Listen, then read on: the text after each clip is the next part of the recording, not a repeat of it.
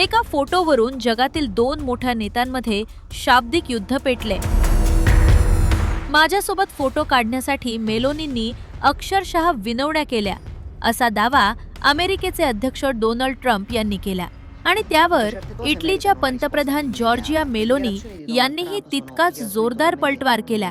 मी आणि इटली कधीच कोणासमोर विनवण्या करत नाही, असं ठणकावत त्यांनी ट्रम्प यांचा दावा फेटाळून लावला। एका फोटोवरून सुरू झालेल्या या वादामुळे आता अमेरिका आणि इटलीमधील संबंधांमध्ये नव्या तणावाची चर्चा सुरू झालीये। पाहूया हा स्पेशल रिपोर्ट। फ्रान्समध्ये झालेल्या G7 शिखर परिषदेदरम्यान ट्रम्प आणि मेलोनी एका सोफ्यावर बसून बराच वेळ बोलताना दिसले होते। त्यामुळे दोन्ही नेत्यांमधील संबंध पुन्हा सुधारत असल्याचं चित्र निर्माण झालं होतं। पण परिषद संपल्यानंतर ट्रम्प यांच्या एका वक्तव्यानं हे चित्र क्षणात बदललं आणि नव्या वादाला तोंड फुटलं। इटलीतील वृत्तवाहिनीला दिलेल्या मुलाखतीत ट्रम्प म्हणाले की माझ्यासोबत बोलायला मिळाल्यामुळे मेलोनी बहुतेक आनंदी असतील। मला त्यांच्यासोबत बोलायची गरज नव्हती। त्या माझ्यासोबत फोटो काढण्यासाठी विनवण्या करत होत्या। त्यांना माझ्यासोबत फोटो हवाच होता, मला फोटो काढायचा नव्हता, पण त्यांची कीव आल्यामुळे मी तयार झालो। ट्रम्प यांच्या या वक्तव्यानं इटलीत संतापाची लाट उसळली आणि काही तासातच मेलोनी यांनी सोशल मीडियावर व्हिडिओ पोस्ट करत ट्रम्प यांना चांगलेच सुनावले।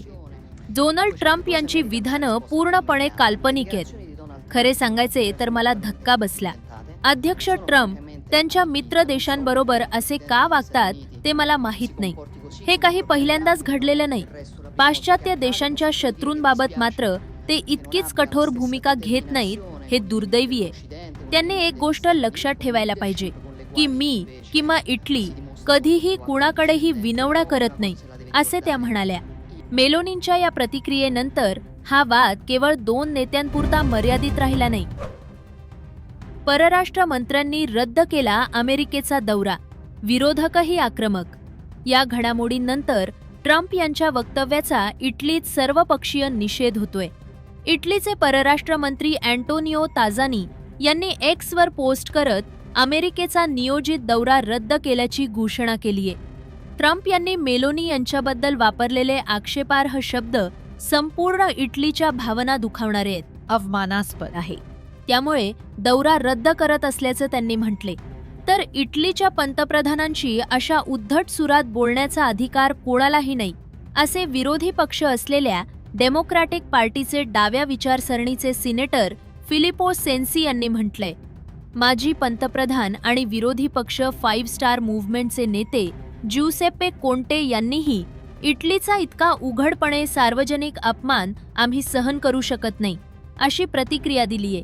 पंतप्रधान कार्यालयाचे उपसचिव फाझोलारी यांनी ट्रम्प अमेरिका आणि युरोपमधील ऐतिहासिक संबंध जाणीवपूर्वक की स्वतःच्या अकार्यक्षमतेमुळे बिघडवत आहेत हे समजत नाही।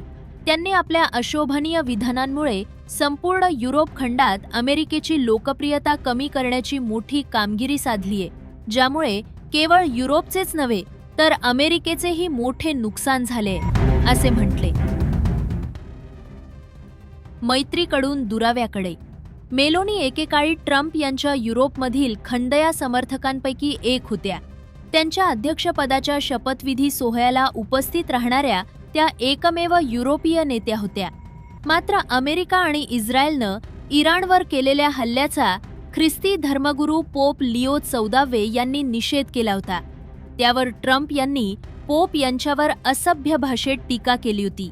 त्यानंतर मेलोनींनी ट्रम्प यांच्या विधानांवर जाहीरपणे नाराजी व्यक्त केली होती। आता G7 परिषदेत दोघांना संवाद करताना पाहून संबंध सुधारत आहे, अशी चर्चा होती। पण फोटोवरून सुरू झालेला हा वाद केवळ शाब्दिक चकमक ठरतो की अमेरिका इटली संबंधांमध्ये नव्या तणावाची नांदी ठरतो, याकडे आता संपूर्ण जगाचं लक्ष लागलं आहे।